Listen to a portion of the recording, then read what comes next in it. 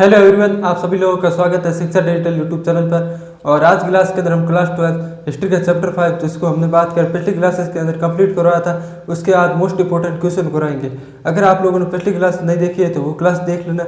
वो आसान भाषा के अंदर आपको जैसे बात करें समझाया गया है, और एक बार आप क्लास देखने के बाद इस जैसे बात करें जो भी बोर्ड एग्जाम के अंदर क्वेश्चन आएंगे वो आसानी से आप हल कर पाएंगे। और आज क्लास के अंदर हम महत्वपूर्ण क्वेश्चन कराएंगे। जैसे बात करें आप लोगों को जैसे क्वेश्चन पूछा जाए आप कमेंट के अंदर आंसर देने का प्रयास करें। जिससे क्या होगा, अगर आप कमेंट के अंदर आंसर लिखेंगे तो आपको जैसे बात करें आंसर याद होगा। ठीक है, तो अब हम शुरू करते हैं क्वेश्चन को करना। सबसे पहला जैसे अध्याय का नाम आपको पता ही होगा, अध्याय 5 यात्रियों के नजरिए और समाज के बारे में उनकी समझ। ठीक है, पहला क्वेश्चन, अल बिरूनी का जन्म कहाँ हुआ था? 4 ऑप्शन पहले बताता हूँ, अगर आपको आंसर पता है तो कमेंट के अंदर जरूर बताएं।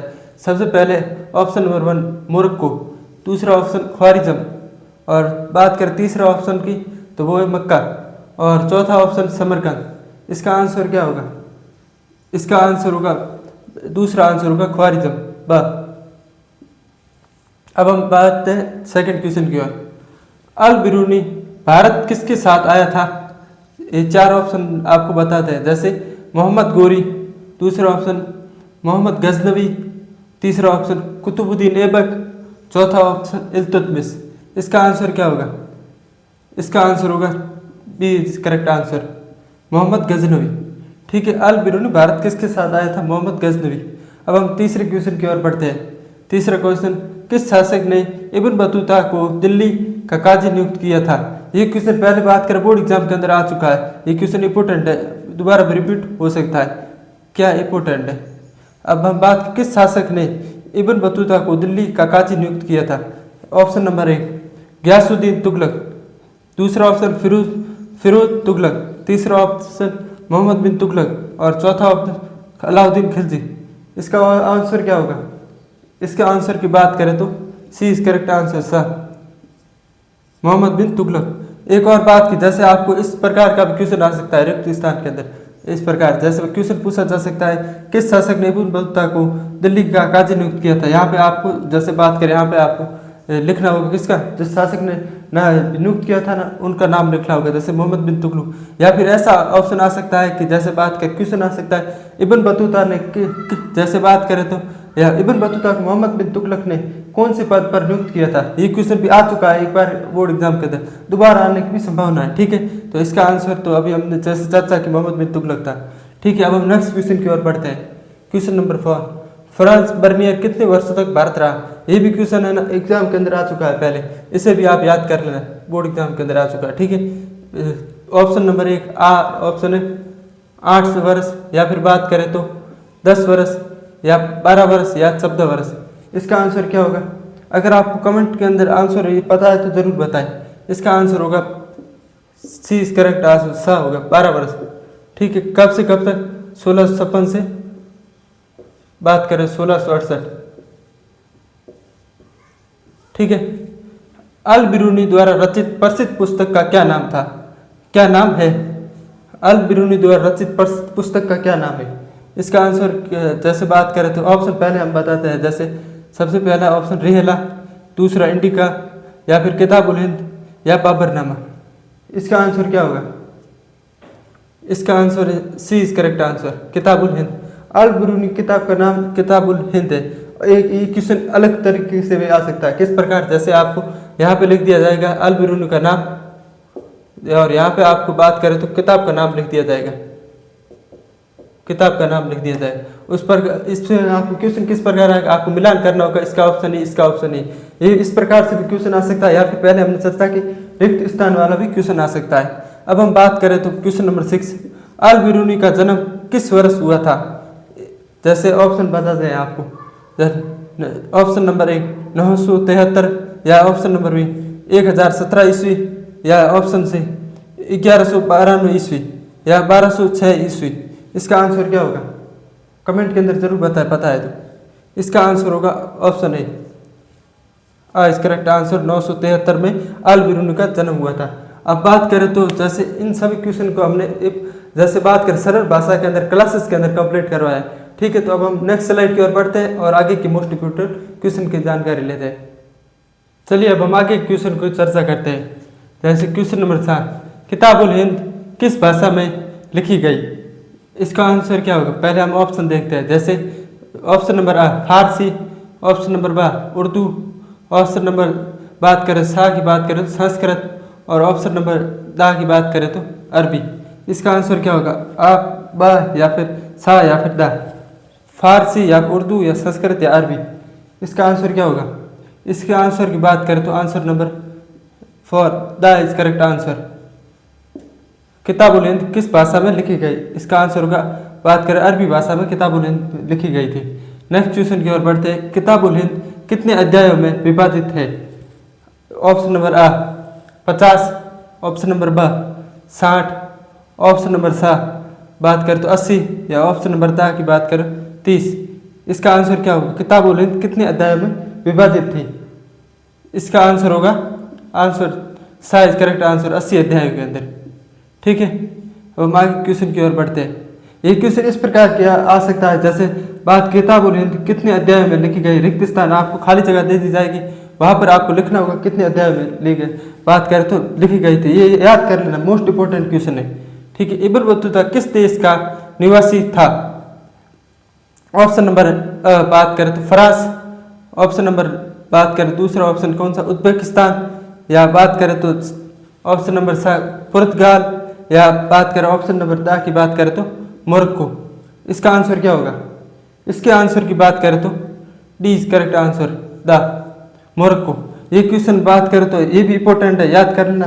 जो यात्री थे वो कहाँ से आए, उनके बुक का नाम क्या था, जैसे बात करें ये सब चीज़ें आप याद कर लेना, एग्जाम के लिए मोस्ट इंपॉर्टेंट है। दूसरा बात करें इब्न बतूता की प्रसिद्ध यात्रा वृत्तांत का क्या नाम है? ठीक है, ऑप्शन नंबर आ की बात करें रिहला, या फिर ऑप्शन नंबर बा की बात करें travel in the Mughal empire, या फिर नेक्स्ट ऑप्शन की बात करें किताबुल हिंद, इस ऑप्शन नंबर दा की बात करें सफरनामा। इसका आंसर क्या होगा? कमेंट के अंदर जरूर आंसर बताएं। इसका आंसर होगा ए इज करेक्ट आंसर आ रिहला। और बात करें travel in the Mughal empire किसकी बुक है? ये बुक है किसकी? बर्नियर की। इस चैप्टर के यात्रियों के सारे बुकों के नाम यहाँ पे लिखे हुए, ये याद कर लेना, इंपोर्टेंट है। ठीक है, ऑप्शन नंबर सा की बात किताबुल हिंद किसकी रचना, जैसे हमने पहले हम बात कर थी किसकी? अल बिरूनी की। ठीक है, इसका आंसर होगा आज करेक्ट आंसर रिहला। अब हम बात करते नेक्स्ट क्वेश्चन की ओर। इब्न बतूता भारत यानी सिंध किस वर्ष पहुंचा था? ये क्वेश्चन इस प्रकार के भी आ सकता है, इब्न बतूता किस वर्ष भारत आया था, या फिर बात करें इब्न बतूता सिंध किस वर्ष आया था, ये क्वेश्चन भी आ सकता है। ठीक है, ऑप्शन नंबर आ 1233, या ऑप्शन नंबर बा की बात करें 1333 ईस्वी, या फिर ऑप्शन नंबर सा की बात करें तो 1433 ईस्वी, 1433 ईस्वी, या फिर बात करें तो ऑप्शन नंबर दा की बात करें 1533 ईस्वी। क्या होगा इसका आंसर?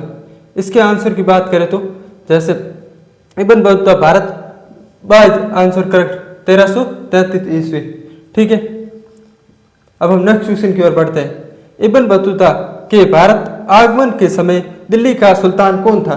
जब इब्न बतूता भारत आया था तो उस समय दिल्ली का सुल्तान कौन था? चलिए ऑप्शन देखते हैं। सबसे पहला ऑप्शन ऑप्शन बात करें अलाउद्दीन खिलजी, नेक्स्ट ऑप्शन की बात करें तो बा ऑप्शन मोहम्मद बिन तुगलक, और बात करें नेक्स्ट ऑप्शन की सा ऑप्शन फिरोज शाह तुगलक, या बात करें दा ऑप्शन के सिकंदर लोधी। इसका आंसर क्या होगा? कमेंट के अंदर जरूर बताएं। आप जैसे कमेंट के अंदर लिखोगे ना, टाइप करोगे, उस समय आपके दिमाग के अंदर ये क्वेश्चन का आंसर आपको याद होगा। ठीक है, अब हम बात करें इसका आंसर होगा मोहम्मद बिन तुगलक, बा इज करेक्ट आंसर, दूसरा ऑप्शन बा।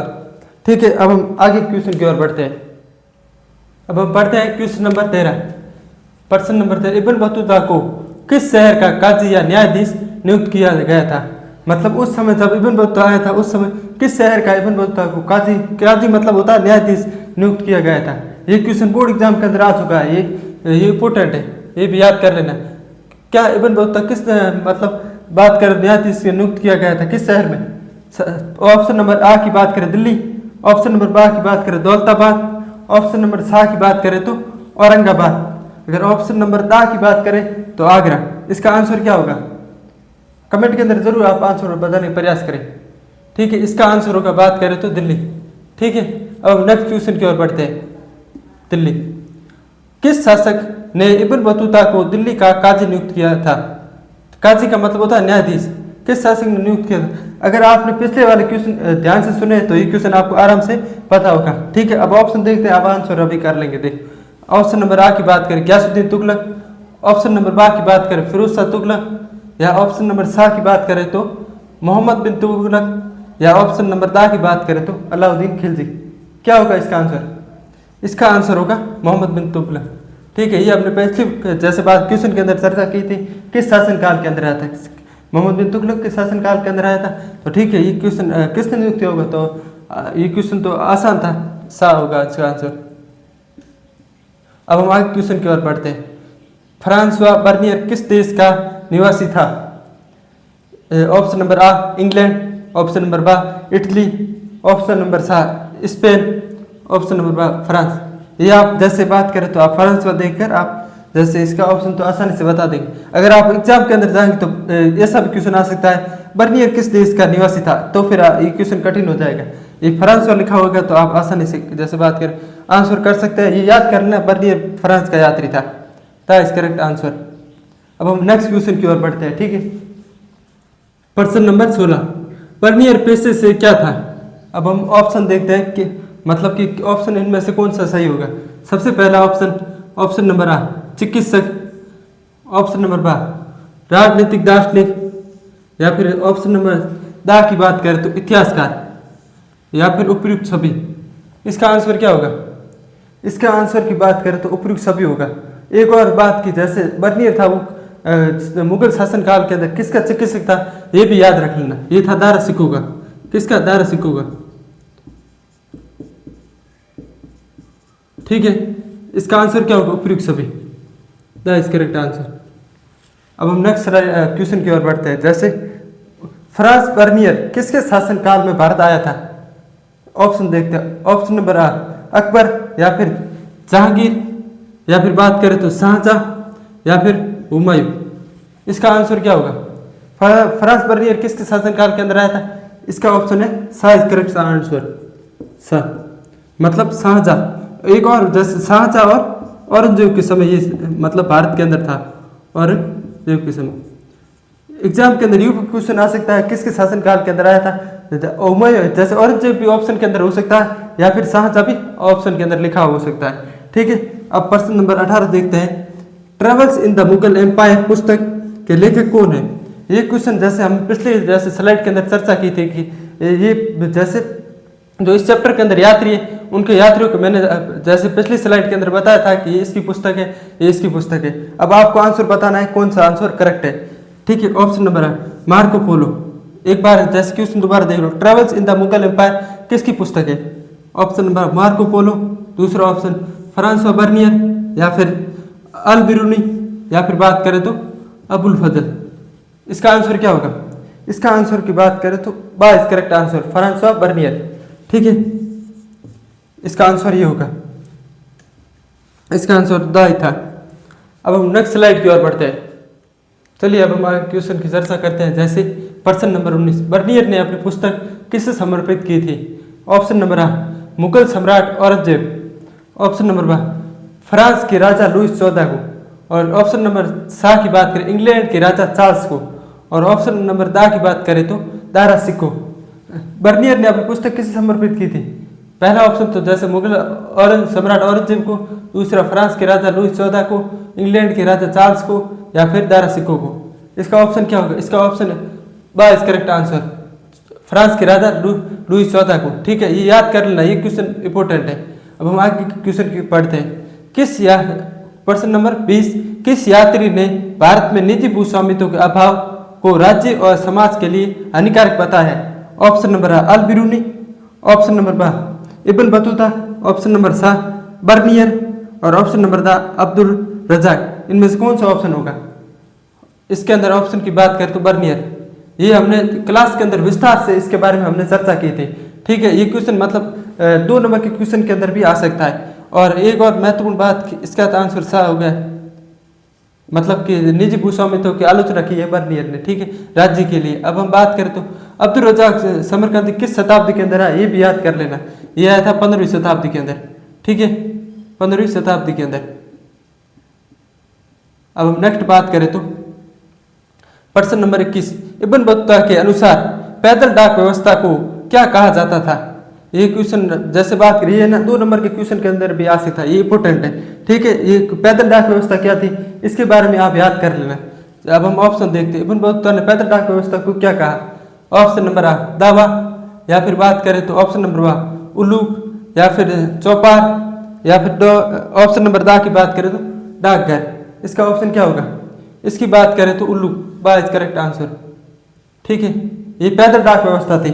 अगर क्वेश्चन आ जाए कि इब्न बतूता ने घोड़ों की डाक व्यवस्था थी उसको क्या कहा, उसको कहा दावा, ये भी याद कर लेना। ठीक है, घोड़ों के जो घोड़ों की व्यवस्था थी डाक व्यवस्था उसे दावा कहा, और बात करें तो पैदल डाक व्यवस्था थी उसे क्या कहा, उल्लूक कहा। ये दोनों याद कर लेना, 100% आएगा एग्जाम के अंदर, इसकी बहुत ज्यादा संभावना है। ठीक है, प्रश्न नंबर 22, मार्को पोलो ने किस सदी में इटली यानी इटली का शहर वेनिस से भारत की यात्रा की थी। ऑप्शन नंबर 11वीं सदी के अंदर, या ऑप्शन नंबर बा की बात करें तो 12वीं सदी के अंदर, या ऑप्शन नंबर दा की बात करें तो 13वीं सदी के अंदर। सॉरी, ये हो गया ये सा ऑप्शन। ऑप्शन नंबर सा की बात करें 13वीं सदी, ऑप्शन नंबर दा 15वीं सदी। इसका आंसर क्या होगा, इसका आंसर होगा 13वीं सदी। ठीक है, C is correct answer. Marco Polo 13वीं सदी के अंदर भारत आया था। इटली का शहर कौन सा, वेनिस शहर से भारत की यात्रा की थी। ठीक है, अब हम आगे बढ़ते हैं। प्रश्न नंबर 23, अल बिरूनी के अनुसार वर्ण व्यवस्था में सबसे ऊपर कौन थे। ये क्वेश्चन आप जैसे ये चैप्टर पढ़े भी करी आंसर दे सकते हो। ठीक है, कौन थे सबसे ऊपर वर्ण व्यवस्था के अंदर। सबसे ऊपर बात करें तो ऑप्शन देख ले, जैसे क्षत्रिय या वैश्य, या फिर बात करें तो ऑप्शन नंबर सा की बात करें ब्राह्मण, या ऑप्शन नंबर दा की शूद्र। इसका आंसर क्या होगा, ये तो आसान है बिल्कुल भी। ऑप्शन नंबर सा इज करेक्ट आंसर ब्राह्मण।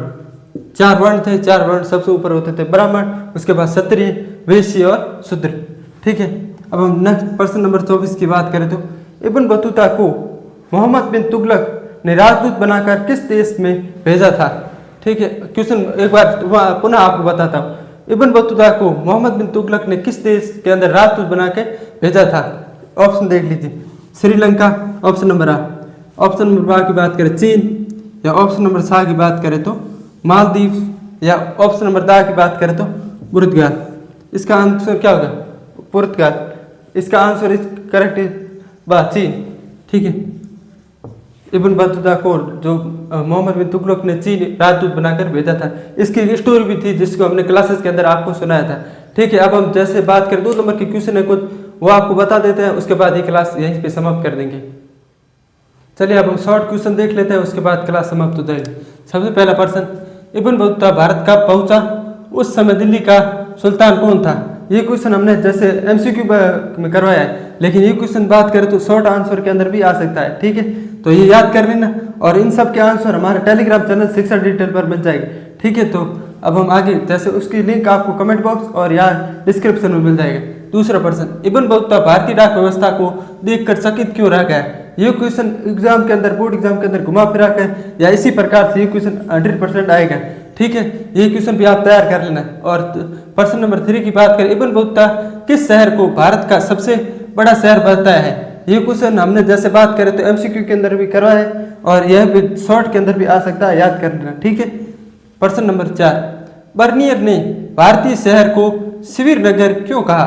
ये भी याद कर लेना, इसके भी हमने क्लास के अंदर सब कुछ इसका विस्तार से वर्णन आपको समझाया है। ठीक है, प्रश्न नंबर 5, इब्न बतूता को मोहम्मद बिन तुगलक को कौन कौन सी जिम्मेदारियां दी गई।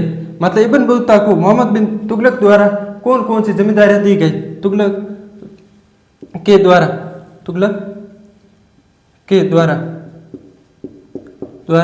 कौन कौन सी जिम्मेदारियां दी गई। प्रश्न नंबर 6, इब्न बतूता ने वनस्पति उपज पान का चित्रण किस प्रकार किया है। ठीक है, ये भी आसान क्वेश्चन है, आप आंसर लिख लेना। इन सब के क्वेश्चन के आंसर आप जैसे अपने बुक के अंदर आंसर लिखने का प्रयास करना, ये सब इंपॉर्टेंट क्वेश्चन है। अगर आपको ठीक है, मैं आपको एक बार टेलीग्राम चैनल आपको बता देता हूँ, जैसे शिक्षा डिजिटल, ये आप टेलीग्राम चैनल जाके ज्वाइन कर लेना, वहां पे आपको इन सब के क्वेश्चन के आंसर मिल जाएंगे। ठीक है, आज क्लास हम यही समाप्त करते हैं, मिलते हैं नेक्स्ट क्लास के अंदर और नए चैप्टर के साथ।